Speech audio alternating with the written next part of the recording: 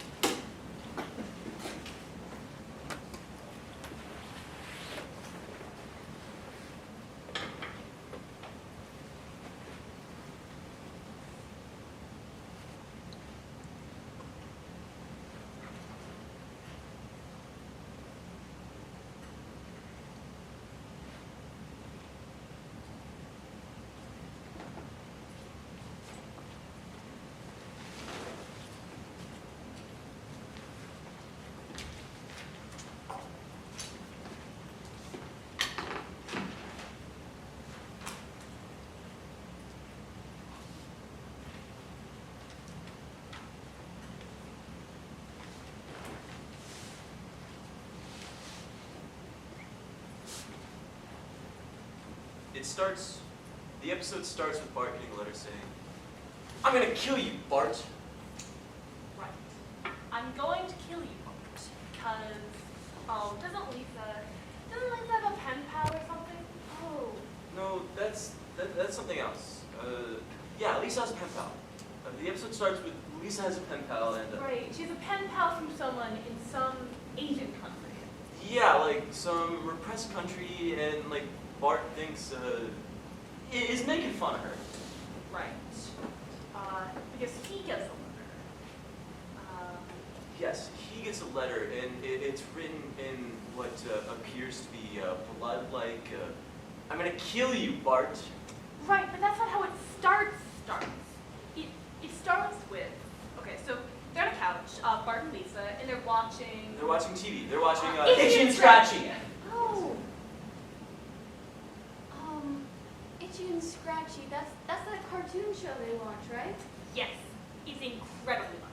It's shockingly violent, and they think it's hilarious. Because, they always die, right? They always die? Right. Cat always gets it. Cat always gets it really violently. Somebody always gets, like, chopped up to bits. Yes, that's the cat. Itchy. Wait, is it Scratchy? Itchy is the cunning mouse who always kills Scratchy, the cat. And Bart and Lisa thinks it's hilarious, it's disturbing, it's awesome. Yeah, I think I remember the first time I saw that. I was watching it and I saw that and I thought, oh, that's going too far. It's absolutely going too far. It's so brilliant. And so they're on the couch, Bart and Lisa, and they're watching... Oh! Yeah, they're watching it, and it's incredibly violent, and Lisa is absolutely cracking up, but Bart isn't. Right! And Bart is laughing, and Bart isn't, because he's full of gloom, because he's depressed, because someone is trying to kill him. And and then the doorbell rings, and it's the mail. And that's when they get the pen pal letter. Yes, and Bart receives another death threat, and like no one, like everyone is really blasé about it. And at one point, and it's shot like Cape Fear, so like there are all these smash cuts and like, ding, and like it'll start out with a shot, and then it'll widen out, and it'll be like. Well, yeah, that's the sound from the Cape Fear soundtrack. The Oh yeah!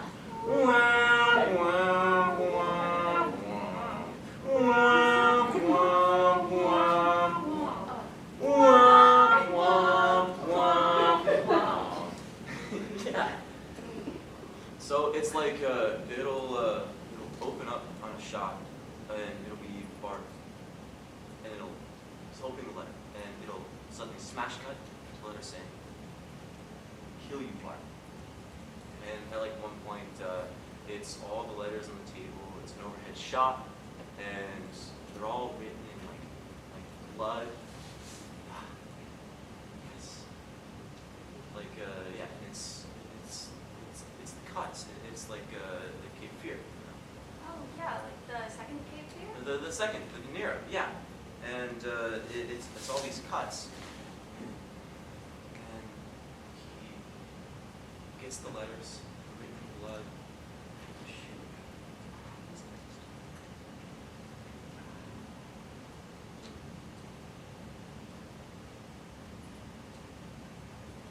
These letters, they're on the table, and they're written out.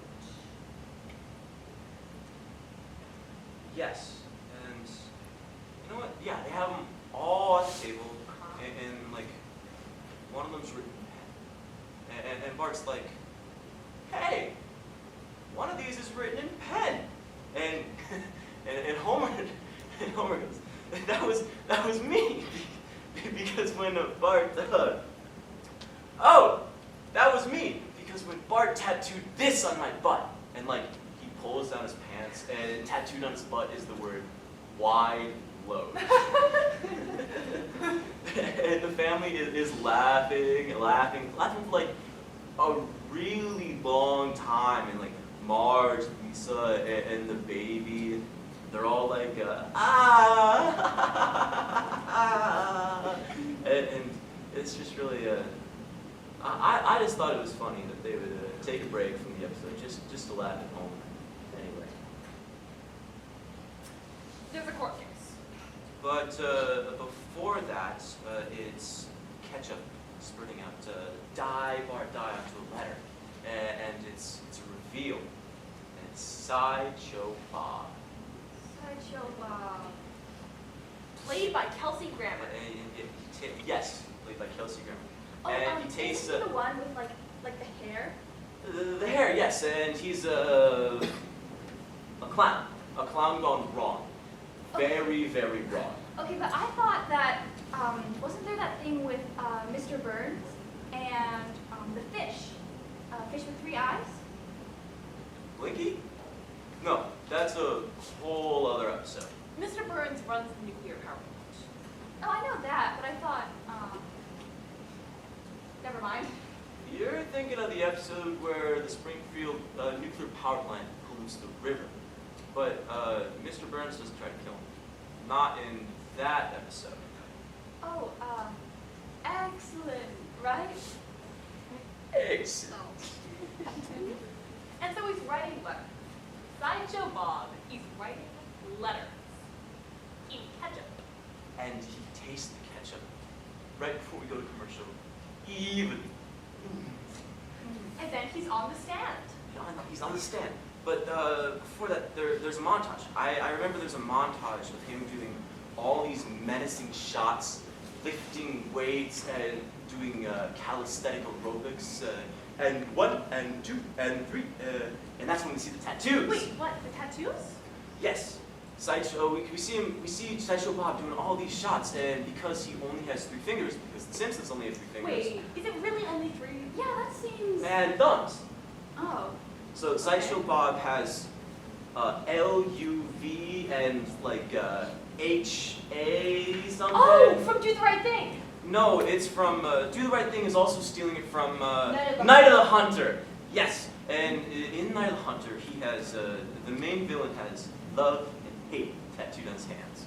Who is also Robert Mitchum. Who's also Robert Mitchum, who plays Cape Fear, who plays De Niro's character in the original Cape Fear. There's only two things in this world: love and hate. So, Sideshow Bob is love and hate tattooed on his hands, but because he only has 3 fingers, it's like L, U with an umlaut V, and H. I don't remember how they do it. It's something weird linguistically with it to make it say love and hate. But then he's and Sideshow Bob is on the stand, and he's charming everyone. But he's got tattooed on his chest, die, Bart, die. And there's a lady, and the lady is like, you've got die, Bart, die. And he says, no, that's German. It says D, Bart, D. D, Bart, D. So, the woman in the jury box. Yes. She goes, anyone that knows German Anyone can't who be speaks German couldn't be. anyone who speaks German has to be a very nice man.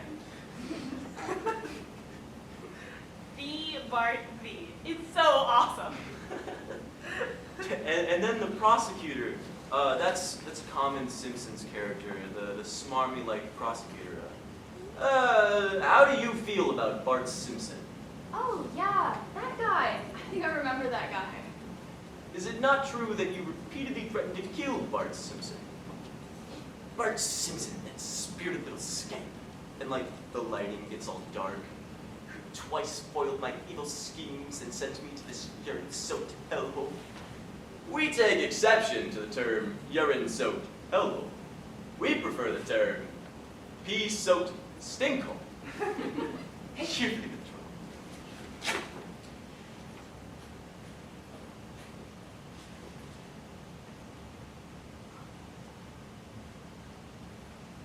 It's nothing. It's nothing. I'm sorry. I thought I heard something.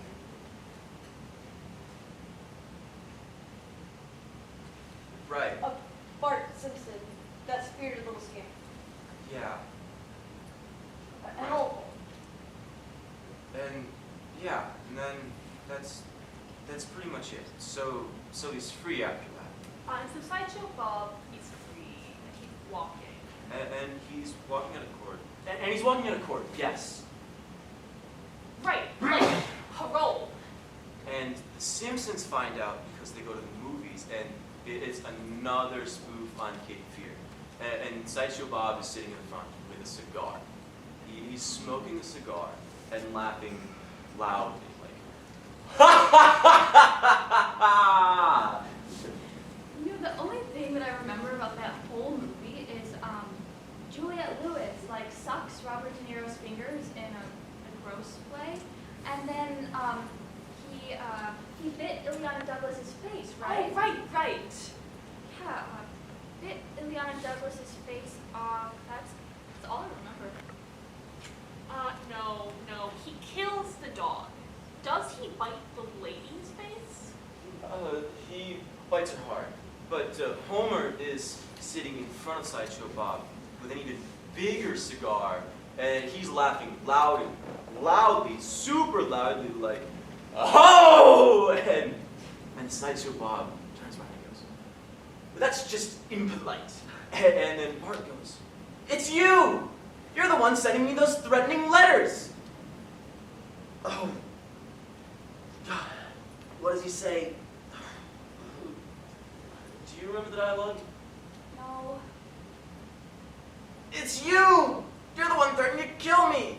And, oh, God, give me a minute. I know it's some This sounds thing. totally familiar. Yes. Isn't it something weird linguistically? Oh, what is it? Oh, Oh, did you get it? no. But I remember the whole first act is them. Who's sending these letters? And Lisa rings up Mo the bartender because she thinks that must be him getting revenge for all of these prank calls that Bart has been making. So she calls Mo's tavern and goes, "Mo, cut it out. We know it's you." And Mo goes, "Oh God, all right." And he goes to the back of the bar, and there's like crowds of pandas hanging, hiding out and about, playing poker at these tiny little tables. And because he's been smuggling pandas from China, and he goes, "All right, guys, the gig is up. Get out of here. On to there, on to there." Oh, right. Oh, isn't there something where...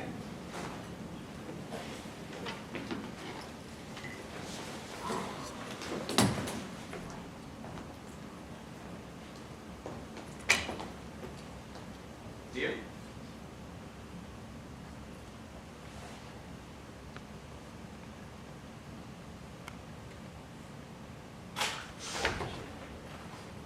Come out! I'm alright. Come out! I'm alright. Get out here! If I was going to blow you away, I would.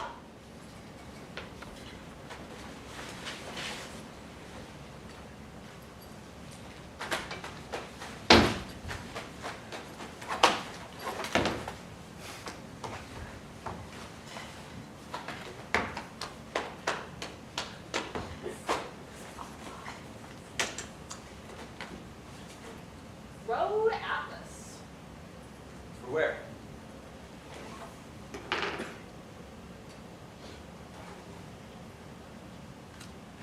The whole country.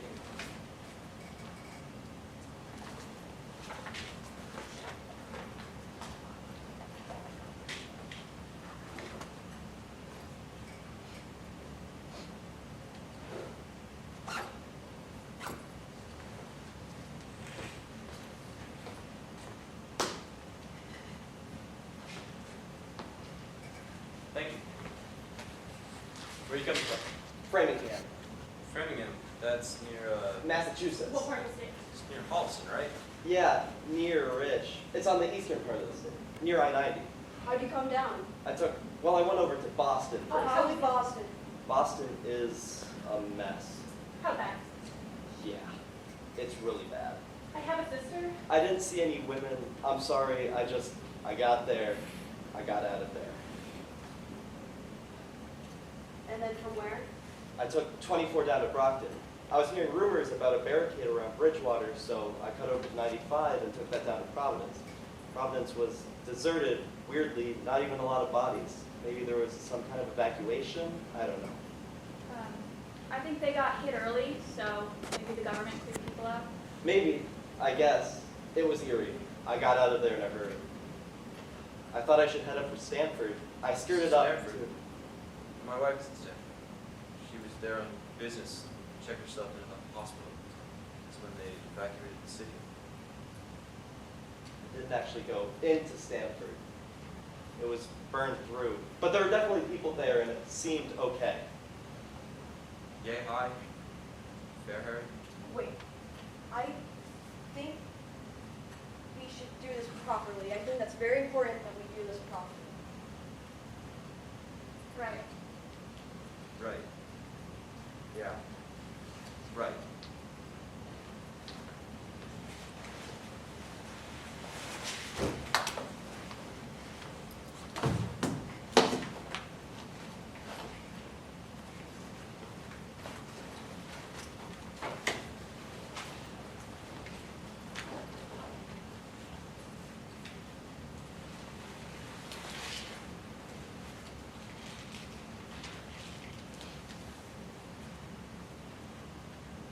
Do you want to start?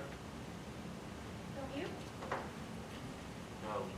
I'd rather give it. Okay. H. Harrison, Don Harrison, Maureen Harrison, 64, 65. Aren't you gonna open that? I've got a really good memory. Trust me, I really do. Okay. Holmes, Mel Holmes, that's a woman, 38. And then K. sons. Paul, he's 5, and Noah, 7. Do you mind if I just... Yeah.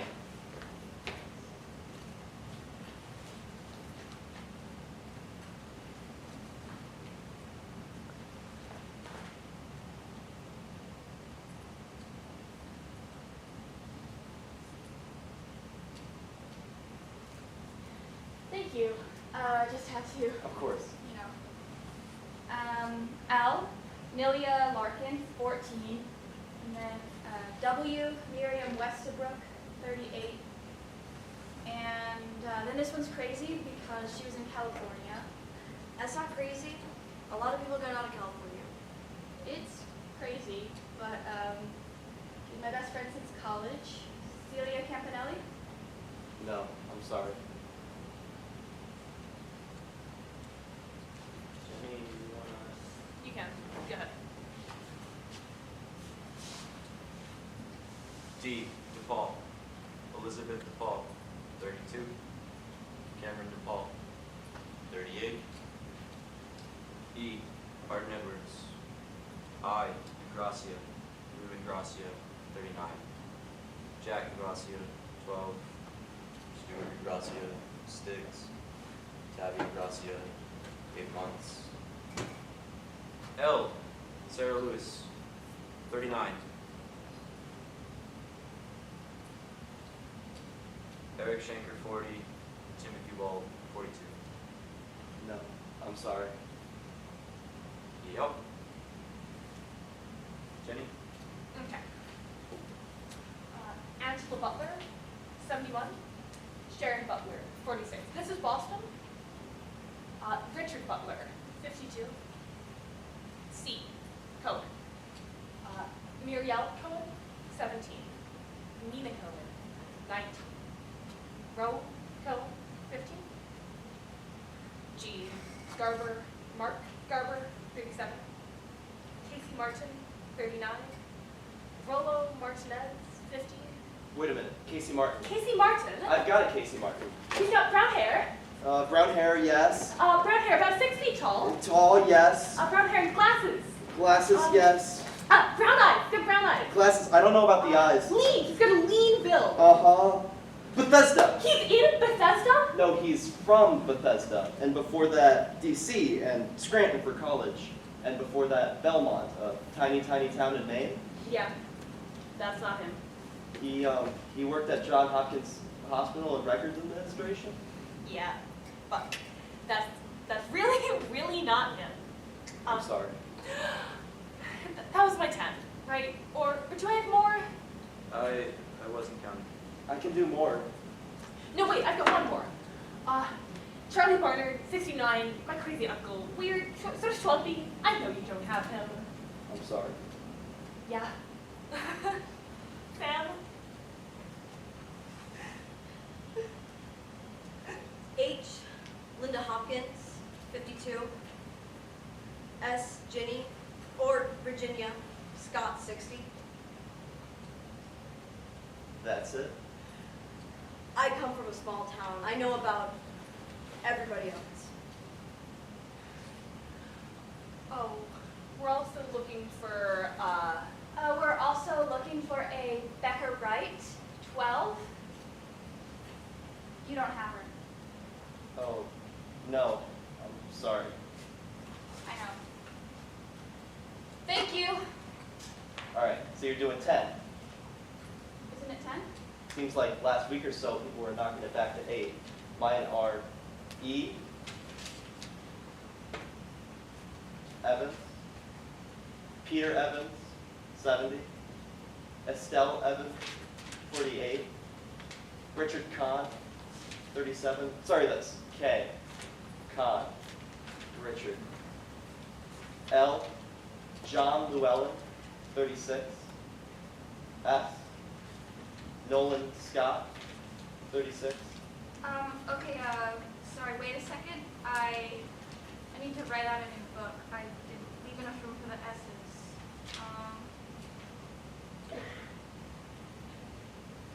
Sorry, no.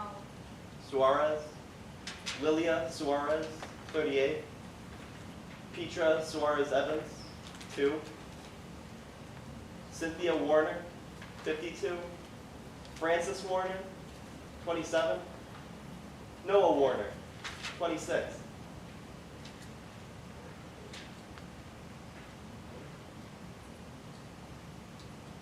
No, sorry. No. Sorry. No, I'm sorry. Hungry? No, I'm all right. Beer? Yes, that would be great. Thanks. I'll get it.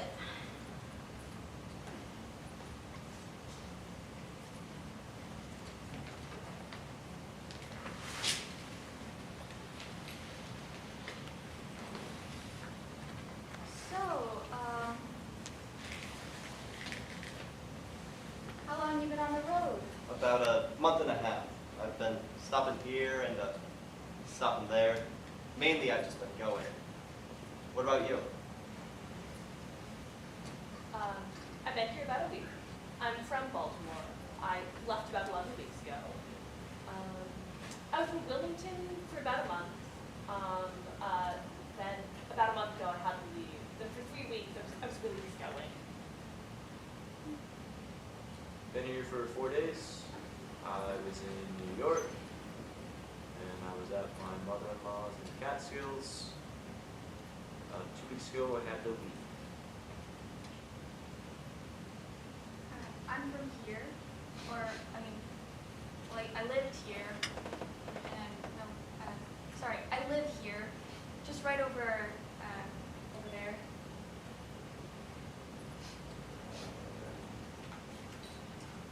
Stream cool. Ooh, nice.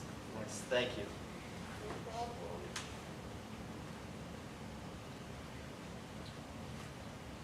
So, you made your way down here on Stanford on 95? No, I cut over to 84 after Richmond. You heard that the Millstone plant went up too, right? Millstone, that's, Nuclear, yeah, at Waterford. Where is that? On the coast, near Mystic? Sorry, I don't actually know where. I just knew the movie title was. On the northeast corner, near the border with Rhode Island. So that's, how many miles? Well over 150. It's So that's fine, right? 170 something? 177? But- 78? But you weren't there. No. I met a couple of groups coming from there. They were there?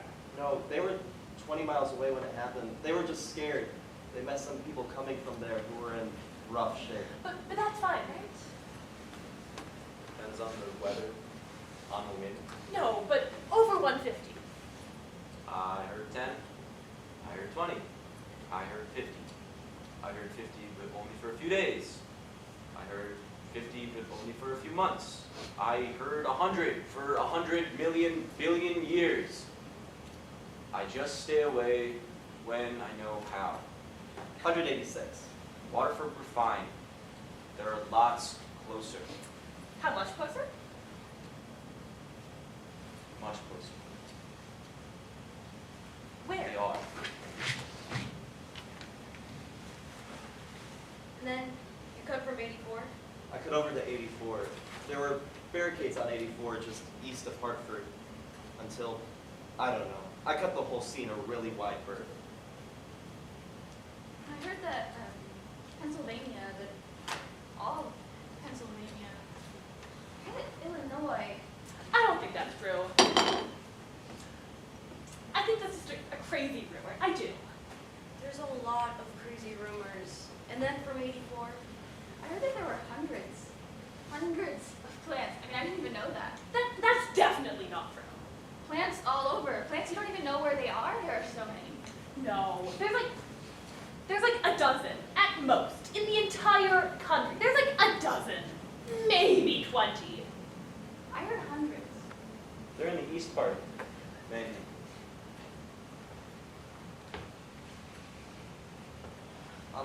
It's not like it was sudden.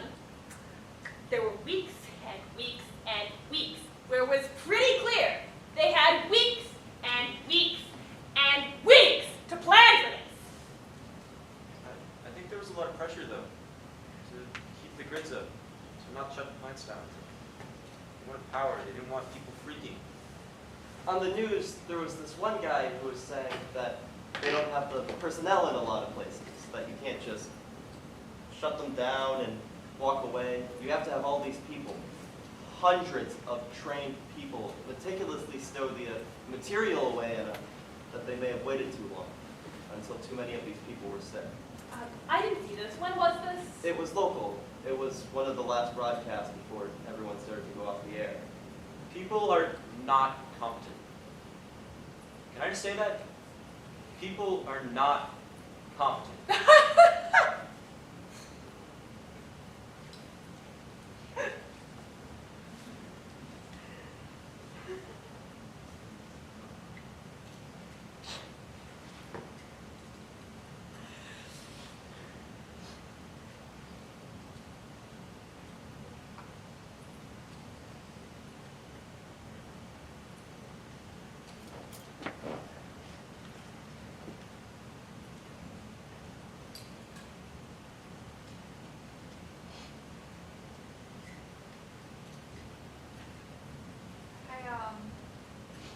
I ran into a guy at the Walmart, and we were talking about duct tape.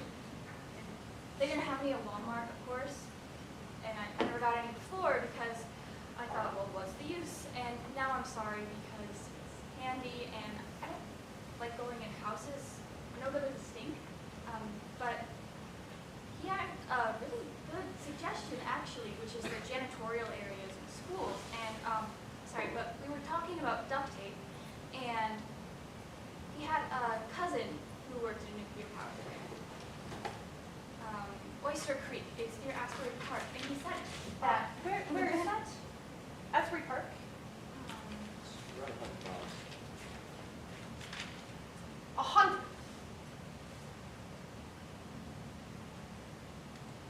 Indian Point's a lot closer. How much closer? About 30.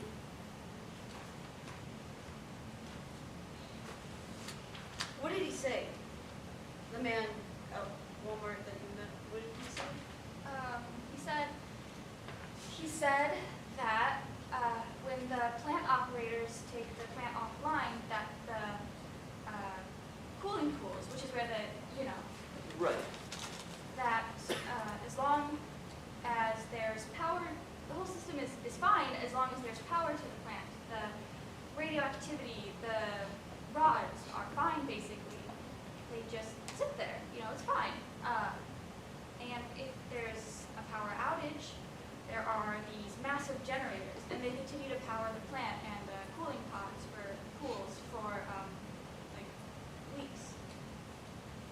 But then they run out of fuel, and electricity stopped, and fires started, and everyone is really distracted.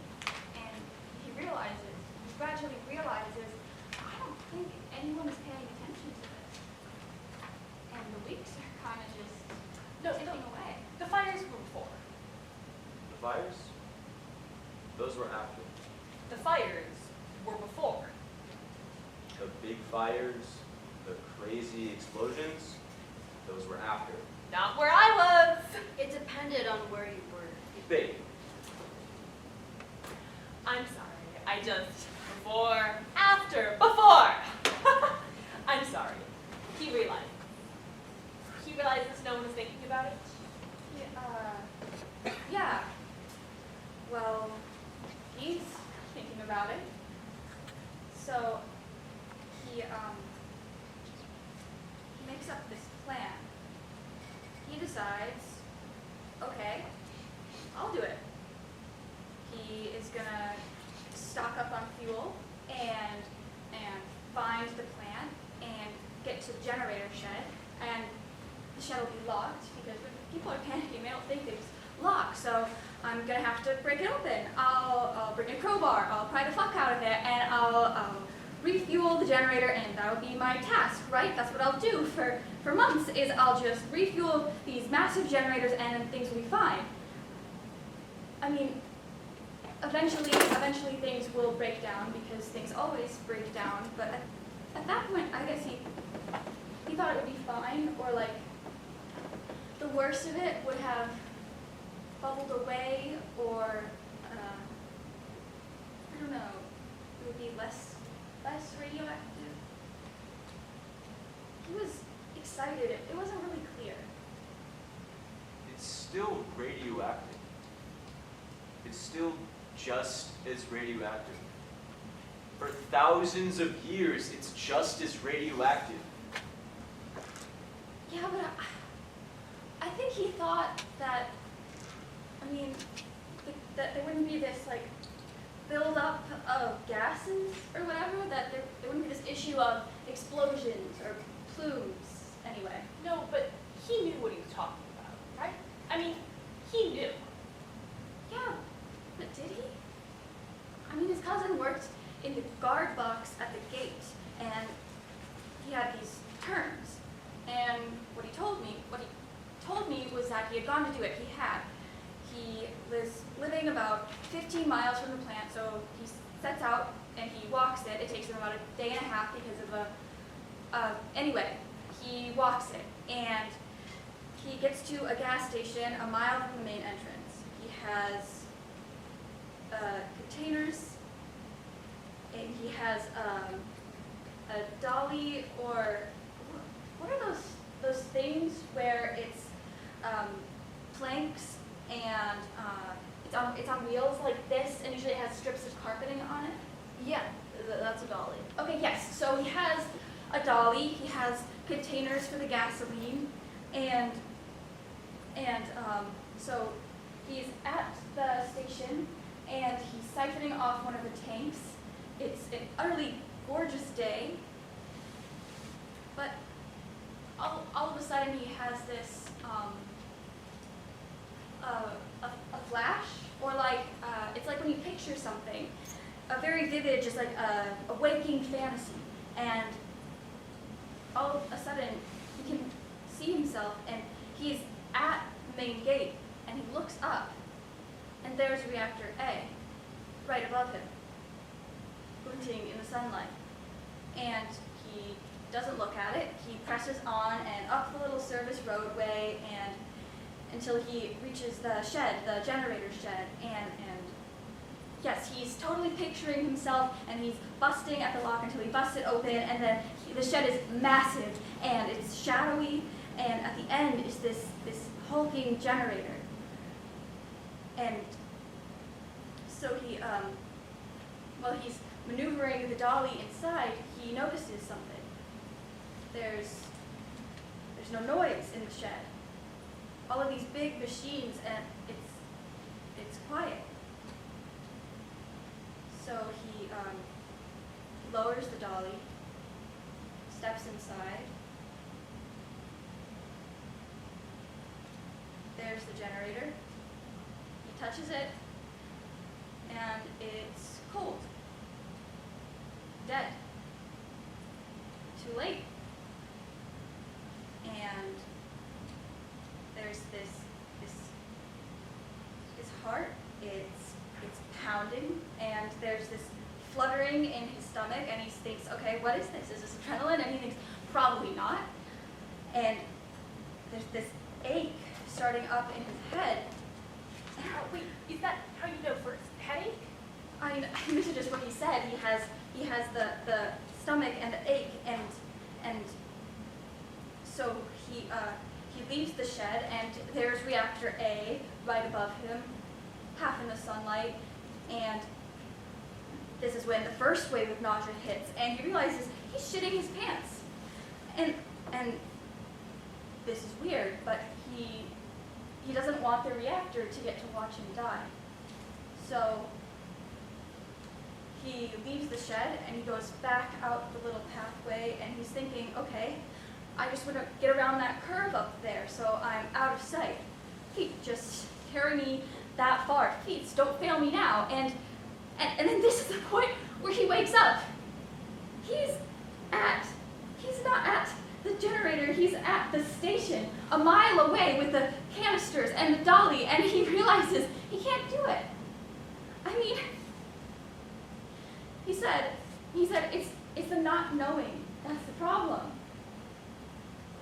He said, I think I can handle anything as long as I know what it is, but I just can't handle the dread.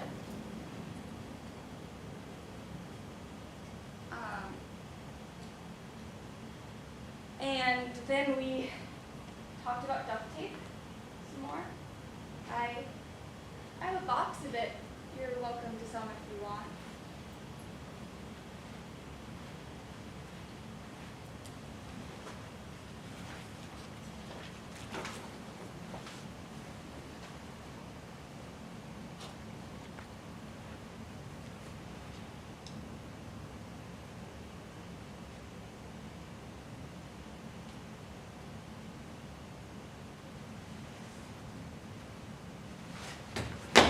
Oh, I'll stay away, all right. I'll stay away forever. That's the line. Oh, I'll stay away from your son, all right. I'll stay away forever. Oh. Right. I knew it was. Thank God, right? I was going to blow you away, I swear to God. Right. I'll stay away forever. Right. They were in the movie theater. Marge says, "You're an awful man. Stay away from my son." This is after they turn around and they're gasping, and Bart says, "It's you! You're the one who's been trying to kill me." And Marge says, "You're an awful man. Stay away from my son." Yes. And he says, "Oh, I'll stay away from your son, all right. I'll stay away forever." Yes, that's the line. Awesome. Which freaks Homer out. Yes. And then Sideshow Bob says, "Oh, no, sorry, that's no food." And he's frustrated and he walks off. Awesome. That's great. That's so great. Can you do that with the rest of the episode? I Oh, can't. yes. I can't. I really wish I could. No, you underestimate yourself. That was brilliant. That was so good. I actually never watched an actual episode of The Simpsons. Not all the way through. That bit comes from an old girlfriend. She was a Simpsons fiend. She used to have this thing, this little routine where you'd say, "Would you mind not drumming your fingers?" And she'd be like, "Oh, I'll stop drumming my fingers, all right. I'll stop drumming them forever." Huh. Completely annoying. She's the one you really need, seriously. She has seen all of them. She was always quoting from them. I'm Matt. Gibson, Jenny. Maria. Sam. you guys were in the middle of the episode. We were in the middle of the episode. Oh, where were we? Pandas. Pandas. That's right. Yes, the pandas. Oh, and Mo was shooing them away, like, andale. No, that was so much earlier. We were actually Movie theater. Right, we were at the movie theater. I'll stay away, all right. I'll stay away forever. so good.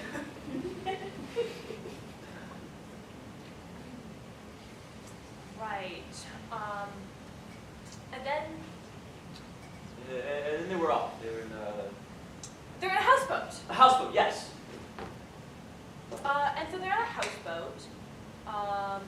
And they're on their way to. Oh, is it Cape Fear in the cartoon? Terribly. Right. Oh, they're on a houseboat, and then there are piranhas. There are piranhas. Right. And so he's running from the piranhas. He's running, and The Sideshow Bob gets in the boat and he cuts the line and he has a machete. oh, And he takes Bart out of the hold and onto the deck. And Bart is running. And he runs all the way to the back of the boat, leaps over the railing, and there are crocodiles. oh, right, the crocodile. And the crocodiles are snapping up, and he goes, "Oh no!" So he runs all the way to the front of the boat. And there are piranhas. And he goes, "Oh no!" So he runs all the way back to the back of the boat. And there are crocodiles. And he goes, "Oh yeah."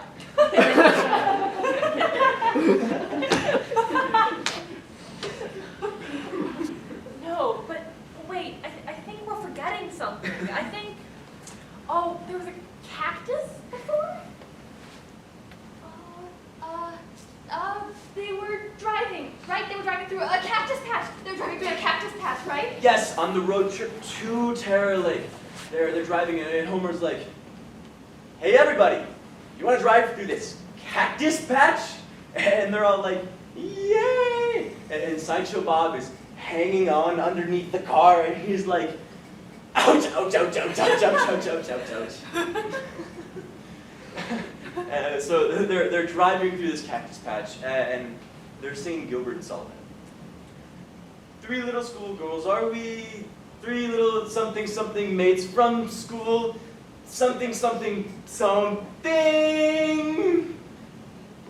Yeah, they're driving and they're singing Gilbert and Sullivan. Yes, because at the end, Because at the end, the very end, Sideshow Bob is singing HMS Pinafore.